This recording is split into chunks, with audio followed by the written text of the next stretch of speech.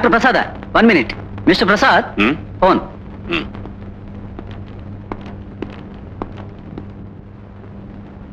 Hello, doctor Prasad speaking. నేను జమదగ్ని మాట్లాడుతున్నాను. మా నాయకుడు ప్రకాశం గారి పరిస్థితి ఎలా ఉంది? ఇలాంటి విషయాలు నేను అఫీషియల్ గా చెప్పకూడదు జమదగ్ని, అయినా చెప్తున్నాను. ఆయన పరిస్థితి చాలా సీరియస్ గా ఉంది. అంతమంది ప్రజలు అక్కడ గుమిగూడుండగా ఆ ఆకారం అతనికి మాత్రమే కనిపించిందా? ఆశ్చర్యంగా ఉందే. ఆశ్చర్యం కాదు, అనుమానంగా ఉంది. అతను హంతకుని పట్టుకున్న ఆ బిల్డింగ్ లోనే జమదగ్ని పనిచేస్తున్న పత్రిక నిప్పురవ ఆఫీస్ కూడా ఉంది. అతను పనిచేసే ఆఫీస్ బిల్డింగ్ పైన అతనికి మాత్రం ఆకారం కనిపించింది. అతను ఒక్కడే హంతకుని పట్టుకున్నాడా? Something fishy. బై మరో విషయం, ఈ జమదగ్నికి ప్రతి విషయంలోనూ ప్రభుత్వాన్ని విమర్శించి రాయడమే అతని ధ్యేయం. ఈజ్ ఆయన యాంటీ గవర్నమెంట్ మ్యాన్. వీటన్నిటినీ బట్టి చూస్తూ ఉంటే మనం ఆ జమదగ్నిని ఒక కంట కనిపెట్టడం మంచిదని తోస్తుంది. దానికి తగిన ఏర్పాట్లు చేయండి. ఆ గొప్పవాడలే ఏంటో దౌర్జన్యం ఏంటి? కొడతావా కొడతావా? ఆ గొప్పవాడలే 2 పేరాల సార్లు నీళ్ళకి వెళ్ళాళ్ళు. బ్రెడ్ ఇస్తానండి. ఇదిగోటి బ్రెడ్. ఇదిగో నీకు చిప్స్ అనేగా చిప్స్. అది చిప్స్ అనుకున్నానయ్యా. ఇదిగో డ్రింక్ ఇచ్చా. ఇదిగో చిప్స్. చిప్స్ ఇది కదయ్యా. హిందూ పేపర్ ఇవ్వయా. చేంజ్ ఏది? డబ్బులు ఇవ్వకండి సెలరేట్ అండి. బాలే వాడివయ్యా. అతనితో గొడవ పడుతున్నప్పుడు 5 రూపాయలు తీసుకున్నావుగా? అయ్యి బాబాయ్, అసలు మీరు డబ్బులు ఇవ్వలేదండి. ఏంటి 5 రూపాయలు ఇచ్చారా? తల్లి ప్రమాదంగా మీరు ఇవ్వలేదండి బాబు. అయ్యి బాబాయ్, డబ్బులు ఇవ్వకుండా సిల్వర్ అడుగుతారేటండి? అసలు మీరు ఎక్కడ డబ్బులు ఇచ్చారండి? మీ గొడవ తర్వాత శుద్ధి గాని ముందు నా 20కి సెలరీ ఇచ్చేయి. నువ్వు ఎక్కడ డబ్బులు ఇచ్చావమ్మా? నువ్వు ఎప్పుడు డబ్బులు ఇచ్చావు నాకు? ఏంటి ఏడకుండా ఉందా? బాబు 5 ఇస్తే ఇవ్వలేదంటున్నావు. Good morning sir. దువ్వేను కోసం 20 రూపాయలు ఇస్తే దువ్వేను చేతులు పెట్టి డబ్బులు ఇవ్వలేదంటావా? ఇది ఎక్కడ కూడా నువ్వు నేనెవరినో తెలుసా? నరసాపురం నువ్వు కాలమ్మ కూతుర్ని. తిక్కగా మాట్లాడే డొక్క సిద్ధి డోలు కట్టేస్తాను. మోసం చేస్తావా? డబ్బులు ఇచ్చేస్తాను తల్లి. ఇదిగో డబ్బులు నా 5 రూపాయలు బ్యాలెన్స్ ఇవ్వయా. బాబు, నీ డబ్బులు వద్దు, పేపర్ తీసుకెళ్ళు. వెళ్ళు బాబు, వెళ్ళు. అమ్మేవాడే కాదు, కొనేవాళ్ళు కూడా మెంటల్ కేసు లాగే ఉన్నారు. బాబు గుడ్ మార్నింగ్. చూడు బాబు, నువ్వు 5 ఇవ్వడం నేను చూశాను. కానీ ఆడు మిమ్మల్ని దబాయించాడు. దానితో ఆడికి 20 ఇచ్చినట్టు నేను దబాయించాను. నా నోటికి జడిసి 20 నా చేతులు పెట్టేశాడు. ఇదిగో నీ 5. అయితే నువ్వు నిజంగా డబ్బు ఇవ్వలేదా? లేదు బాబు. చూడు బాబు, ఈ మాయదారి లోకంలో బతకాలంటే మనిషికి నోరుండాలి, నోటికి జోరుండాలి.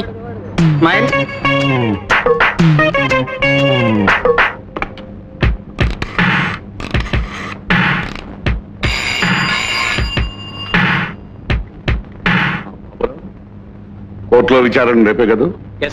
నేను ఇప్పుడు ఎందుకు ఫోన్ చేశానో నీకు తెలిసే ఉంటుంది అనుకుంటాను. తెలుసు సార్. అర్థమైందిగా?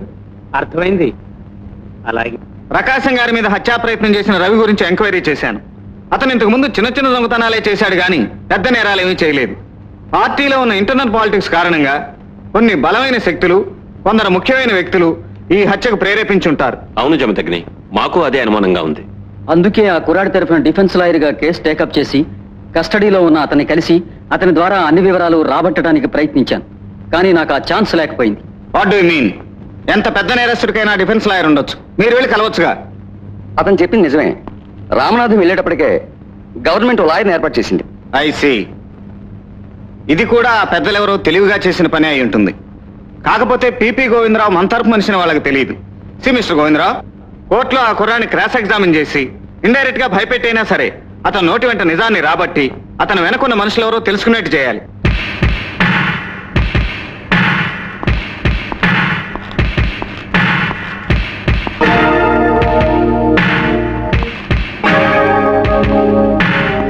అయిపా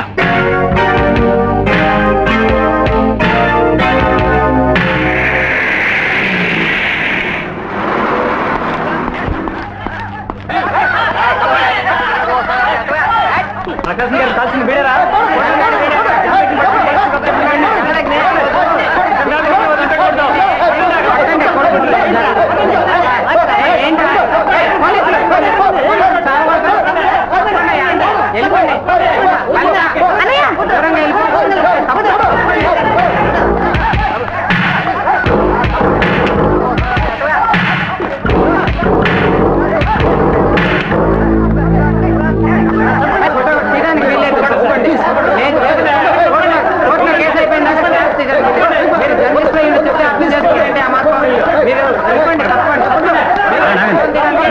మాట వీలేదు.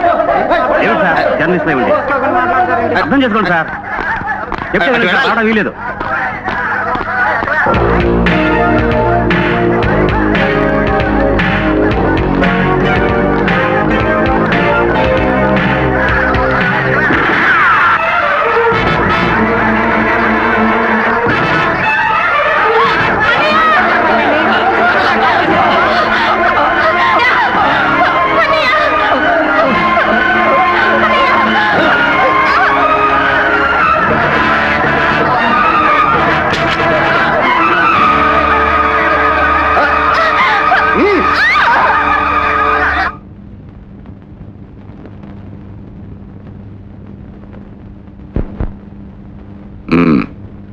జరిగిపోయింది ఏదో జరిగిపోయింది.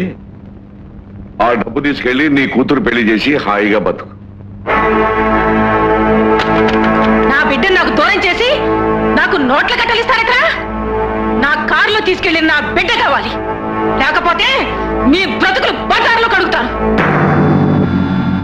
నాకు నా బిడ్డ కావాలరా, నా బిడ్డే కావాలి, లేకపోతే మిమ్మల్ని అందరినీ చంపుతాను. నాకు నా కొడుకు కావాలరా, నా కొడుకు కావాలి.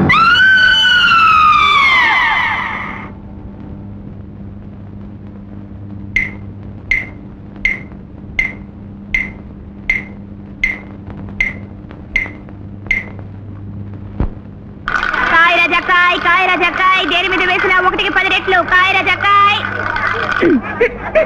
ఆగవే గుంట, నేనెవరినో తెలుసా? నర్సాపురం నూకాలమ్మ కూతుర్ని. కారులో వేసి ఆడించేస్తాను.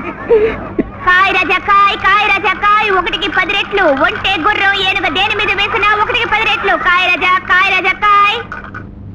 కూర్చోవచ్చా?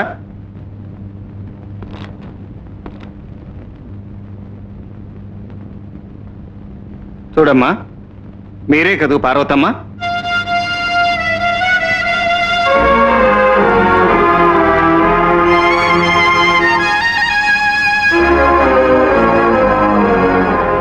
ఏడి మా రఘుబాబేడి?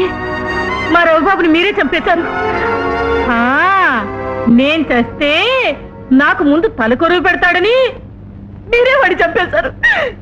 ఏడి మా రఘుబాబేడి? మీ అబ్బాయి చావు కారణం తెలుసుకుందామనే వచ్చాను.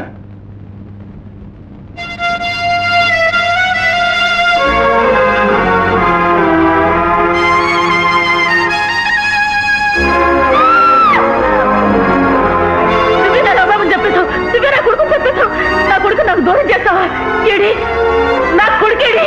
అది కాదమ్మా, నేను ఉండమ్మా. ఎవరు నువ్వా? ఏమిటి గొడవ? నేను పేపర్ తరఫున వచ్చానండి. ఆవిడ ఇంటర్వ్యూ చేద్దామని.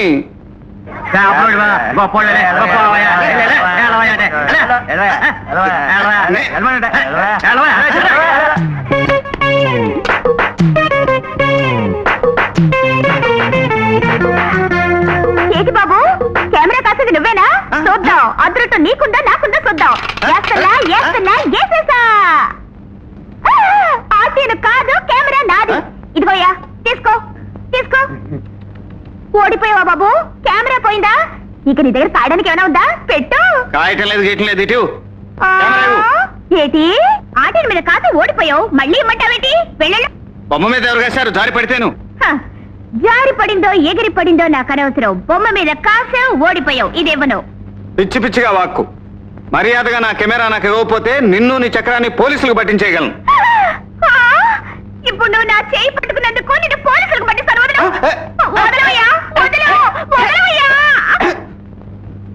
ఆవిడే పిచ్చిది అనుకుంటే ఇక్కడో పిచ్చి తగులుకుంది. చిచి, ఇట్లాంటి వాళ్ళని పోలీసులకు పట్టిస్తే కానీ బుద్ధి రాదు. పోలీసులు పట్టుకునేది నిన్ను నన్ను తొందరలోనే తెలుస్తుందిలే.